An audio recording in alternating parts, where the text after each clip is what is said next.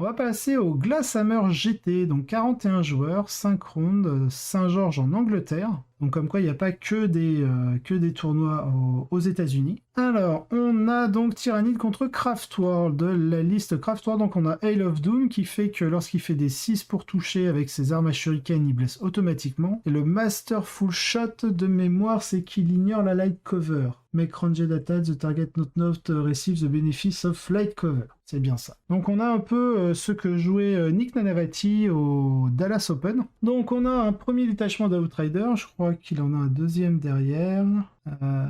Ouais, il a une patrouille, il a une patrouille ensuite. Donc sur l'Outrider, on retrouve Barot, hein, le personnage auto-include. On a 10, 20 Dire Avenger, 10, 20 Swooping Hawk.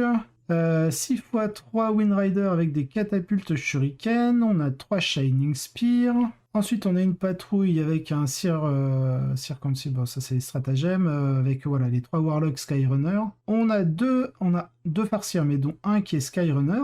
Le Kurnus Bow et le Mark of Incomparable Hunter, bon ça, ok. Faithful Divergence, Focus Wheel, ok. En troupe, on a 5 Rangers, on retrouve 6 d'ailleurs Avengers supplémentaires, donc par 6, pourquoi? Pour sûrement aller chercher le Nashmund. On a 5 Banshee, 2 Viper avec les Scatter Laser, mais surtout aussi les canons Shuriken jumelés. Et on a un Wave Serpent, évidemment, pour transporter les d'ailleurs Avengers, et peut-être potentiellement les Howling Banshee. Il n'a pas de matrice, mais on peut voir qu'il est Twin Shuriken Cannon et Twin Shuriken Catapulte pour balancer un max de touches. Et évidemment, contre le Léviathan, quand on commence à toucher automatiquement sans passer par l'endurance des tyrannides, peut commencer à faire très très mal. En tout cas, c'est à l'heure actuelle ce qu'on retrouve le plus. On voit beaucoup moins de listes ultuées, on voit beaucoup de listes à base de Hail of Doom de base, et de temps en temps, ça va être soit le Master Full Shot qu'on voit, soit... ou alors c'est le Mobile Fighter. Quand on joue beaucoup de Dire Avenger dans des serpents, on va jouer le Mobile Fighter parce qu'en fait, il vous fournit un +1 pour blesser lorsque vous débarquez d'un transport. Donc ça peut être très intéressant. Alors,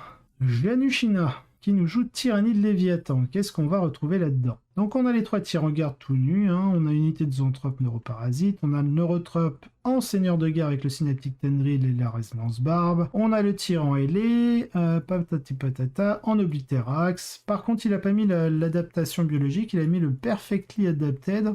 Ça c'est pour la relance touche, blesse, sauvegarde, patati patata. Je trouve ça très nul sur un Wing Tyran en Reaper d'oblitérax. Je préfère vraiment la Feel No Pain à 5+.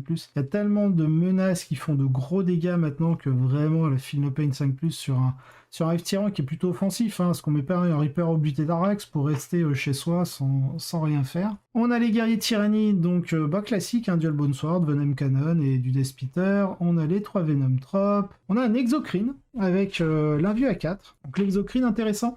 Ça apporte un bon volume de tir de force 8. Après, il faudrait voir, faudrait comparer avec le Hive Tyran à pied. On peut lui mettre une double arme de tir. Donc voilà, faudrait faire la comparaison. Je sais pas si en termes de points on est équivalent. Mais surtout quand on joue en fait des tirs en garde, hein, on peut le protéger facilement, notre tyran à pied. Tyrannide Warrior, donc bon, classique. On a le double Malceptor. On n'a pas mis l'amélioration sur les Malceptors. On a 2 Carnifex. Donc classique, le Nets and Sense, les V-Venom Cannon et les Twice Carnifex Slicing Talon. Alors je pense que la seule faction qui a une réelle chance contre les tyrannides est ironiquement le Craftworld. Je dis ironiquement parce que l'histoire de Craftworld est que leur papier se fait écraser par les tyrannides dans toutes les éditions. Alors leur papier, ils disent quoi? In their paper outside so red.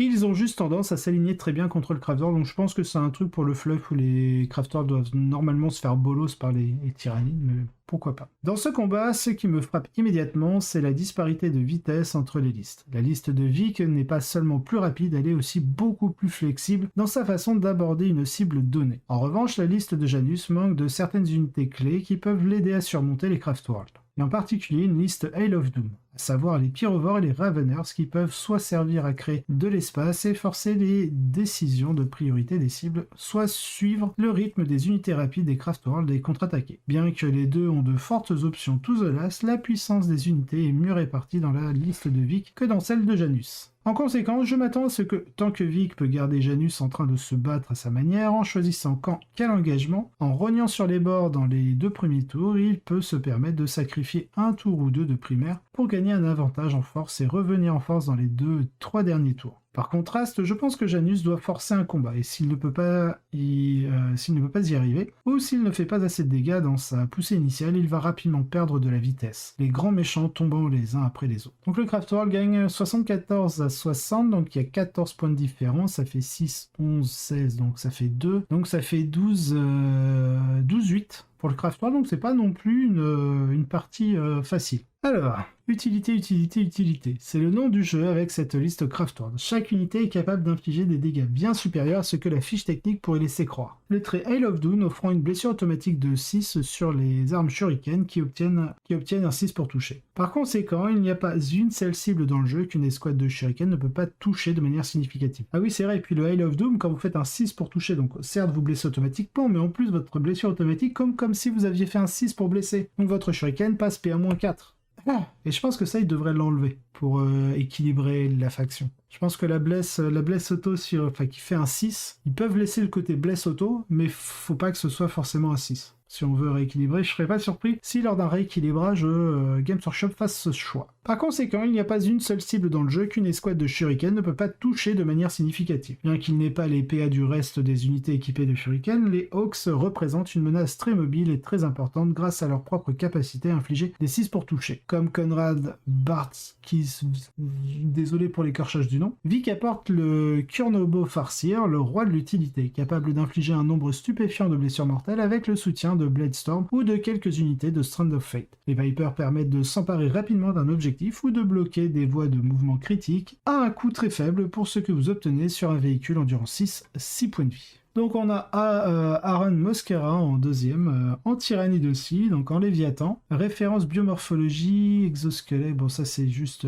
les choix qu'il peut faire. Donc il a un Neurotrope qu'il a mis en Warlord, Synaptic Tendril, mais il a pas mis la résonance barbe. Ok, il a un Tyran ailé avec le Reaper d'Obliterax, Takatoxine et l'adaptation biologique. Donc ok.